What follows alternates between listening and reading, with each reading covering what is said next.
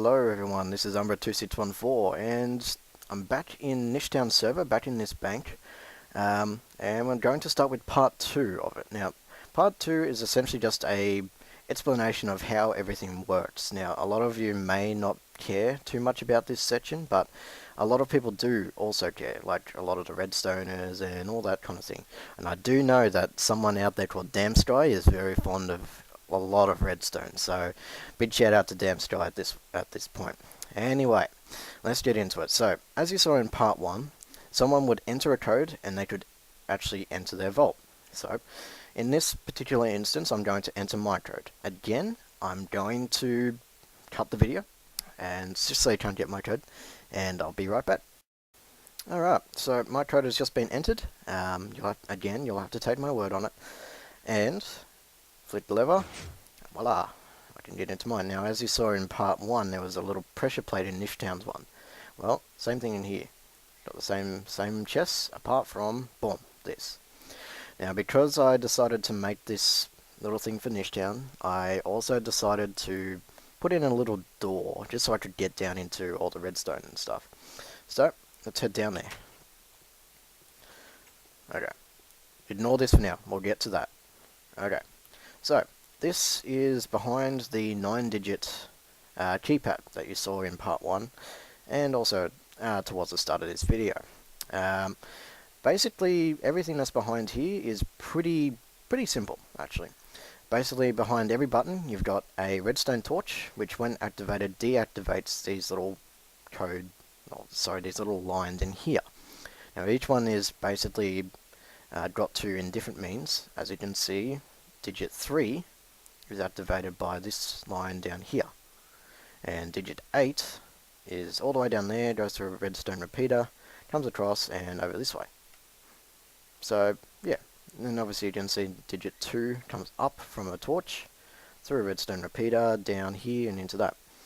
So this bit's pretty simple. As you can see, when the actual line gets deactivated from the button, it activates these torches due to the inverse properties of redstone torches, and at the same time also sends a pulse through the bedrock here into these repeaters into a color-coded bundled cable, which, as you can see, there is 9. Yeah. So this little design was actually done by, well, originally I believe it was done by CNB Minecraft, who did something very similar to this design in a vanilla fashion. I basically copied his design, so again, it's basically his design. I've just done it with red wire instead of redstone dust. So there's a little bit different with it, but it was originally his design. So another big shout out to CNB Minecraft. He does some awesome redstone videos. Alrighty, so from this bundled cable, it goes down into a jacketed bundled cable, and from the jacketed bundled cable, gets split back out again. Now, if one were to be making this, by all means, you can actually run this out further, but I wanted to save on horizontal space, so I went vertical, and here we go. Now, so yeah, this may look very daunting to a lot of people, but once you get into it, it's actually pretty simple, actually. Basically, everything that you've got here is just duplicated. So once you've done one, you can do another one. So all the inputs from the buttons will come in from here. As you can see, they go through all of these little null and non-invert cells, and they match up to obviously the pre-programmed code. Now, I'm not going to show you which ones are actually the non-invert cells and which ones are the null cells. Just get to the point of whether this is how it's set up, and that's pretty much about it. The reason that I won't show it is obviously because I don't want people getting either mine or Nishtown's code. Okay? Anyway, so once you've got the correct input, let's say for example, if you press the right digit, the correct digit will come in through here and goes in through the repeater and flicks this RS latch on. Yeah. Pretty simple RS latch. Now, let's say if someone were to come along and press the second correct digit, which is this one here, and this is where it starts to get interesting. What happens is, The AND gate that's in here takes the correct input from the RS latch and also the correct input from the second digit and activates the next RS latch. And this pattern just continues on. So as you can see, it takes correct input from here once this latch is activated, and also the correct digit from the third one, and then activates the fourth RS latch. And the fourth RS latch, third RS latch, what am I doing? We'll do the exact same thing. Once it's activated, take the input from the AND, from the RS latch, through the redstone repeater, into the AND gate, and activates the final latch. Which from there, this final latch is activated and sent out through the bundle cable to activate the pistons. Or deactivate in this case. Now, you might be wondering what this extra line is up here. Well, basically what this is, if someone were to get the digit incorrect, the line would come through here, up the top, and reset the latch.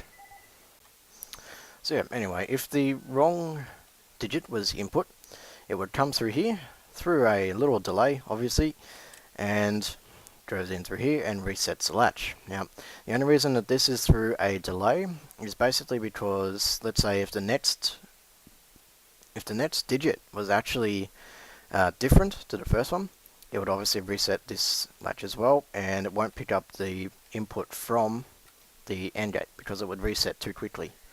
That's essentially all it really is. Then the next digit, as you can see, it splits. It comes up here through a repeater just to stop this RS latch going back through the whole circuit, and will also reset the first latch. So it's pretty simple. So let's say, for example, I'll go up and press the first digit of Nishtown's code. Now, this will obviously close my vault, so I'm just going to break that. So I'll press the first digit and I'll be right back. Okay, so I press the first digit. As you can see, the door of mine is closed. Obviously I opened it up due to this, and we'll head downstairs. So, as you can see, because the correct digit was input, it has activated this latch, which is obviously deactivated this side, which is why it isn't on. Which, while you're testing, is a very good way to actually see if your whole logic is working. So, yeah. So if you got a correct input, this will obviously turn off and not be on. So, as you can see, the RS latch is activated down here, and it also has one of the inputs from the AND gate correct. Let's go press the second one. Okay, press the second one. I'm just heading back down here now. So, as you can see, I've pressed the second correct digit, and as explained before, the line comes in from the second correct digit, and also this one here. But it comes through here and resets this latch. So this one is now off. But because the second digit was correct, and it also took the input from said AND gate, this latch is now on. Pretty cool. So, from there, you enter the third and fourth digit, which I'll go and do now. So, digit 3 and 4 have now been entered. So we're just going to head down here. Obviously the process is exactly the same as you just saw with the first two digits, just that it continues on. Like I said, it's a very simple system because you have to do one module and then you can just duplicate it over and over and over again. So, as you can see, the last RS latch has been activated and it gets sent out through the bundled cable, which in turn will be activating, or like I said, in this case, deactivating one of the pistons up the top. And yeah, that's pretty much about it. Now, the good thing with this modular design is you don't have to have a 4-digit code. You can have it as long as you want. If someone wanted to have a 25-digit code, which is absolutely insane, but would be very, very safe, you can have a 25-digit code. All you have to do is just continuously duplicate these modules. That's all it is. Now, I'll try and get some good angles of it and a little screenshot for you so people can have a look at them. If not, you might be able to just actually pause some of these videos or sides that I'm doing now, just to see if you want to make one of these yourself, just to see how everything is done. Like I said, I may not do some of the screenshots because it might take a little bit of time. But yeah, just so you can get an idea of it, this is just how it works. Like I said, you can pause the video, get it all done, etc, etc. Now, you might be wondering if from the first part of the video, I did say that there was a reset switch. Well, what does the reset switch do? Well, as soon as you press it, this line comes down here, which is just a simple jacketed redstone wire, comes down here and activates all of the reset lines, every single one. Now the reason that they're through repeaters is because of the fact is, if one were to press, let's say, well, I don't know, if they press a wrong digit here, or even here, and they had half of the thing through, for example, it would reset every single latch, and you wouldn't be able to get in at all. So that's why you need the repeaters. Okay, sorry about that cut there, but my neighbour decided to start up his Harley, which is kind of annoying, especially for a YouTube video. Anyway, so yeah, if you do a little bit of electronics, obviously these repeaters will act like a diode, which is very, very handy for this particular circumstance. Anyway, let's go up to the door mechanism. Now, the door mechanism is a lot simpler than this. It's essentially just... come on. It's essentially just 3 gates. Oh my god. Bloody doors, I tell you. Right. Okay. Sorry about that. Anyway. So, obviously, at this point in time, Nishtown scene will be activated. So, if I do this, boom. Activates. So, the door mechanism is very, very simple. Can't break that one. I can break them. Okay. So, as you can see, this input here is from the code. Pretty simple.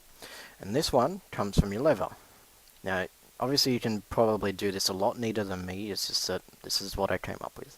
Anyway, the input from the lever and the input from the code go into an AND gate. Alright. Then, from the AND gate it goes into a XOR gate, or an XOR gate, whichever one you want to call it. And what this one does is basically when there's a input on here, when there's an input on here but not on this one, which this one is connected to the pressure plate, it will basically activate the output. So, in this case, the code was correct, the lever was correct, and there's no input from the pressure plate, so everything goes through here and activates a NOT gate. Now, the NOT gate, it has to be in there, otherwise, if you have a no NOT gate in there, your doors will always look like this. So, you want your pistons to be always activated unless if the input is correct. So, that's what the NOT gate's for. And all this wire does is just runs up here and does a 3x3, runs underneath here, and does the same on the other side, so it activates this one here. And that's pretty much about it. So, let's say for example, if I were to... let's break these. If I were to destroy that, alright, it closes the gate, but obviously the code for the 9-digit is still correct. So, as you can see, the 9-digit is correct according to the AND gate, but the lever is off, so this one isn't activated. And because this is an exclusive OR gate, it will only work when the inputs vary. So, at this point in time, the pressure plate is off, so there's no input, and the AND gate is off, so there's no output on the exclusive OR, and the pistons turn back on due to the NOT gate. And that's pretty much about it. So, yeah. Let me just pull this back up and I'll get right back out to the front. Alrighty, so this pretty much concludes part 2 of the banked tour / tutorial on Nishtown server. If you have any comments or questions, please leave them below. I will try and address every comment or question as it comes up. And again, a big shout out to Nishtown, Damnedsky, and CNB Minecraft. They are all awesome in their own rights and all in some way played a part in this. Anyway, this is Umbro2614 signing off. Have a good one.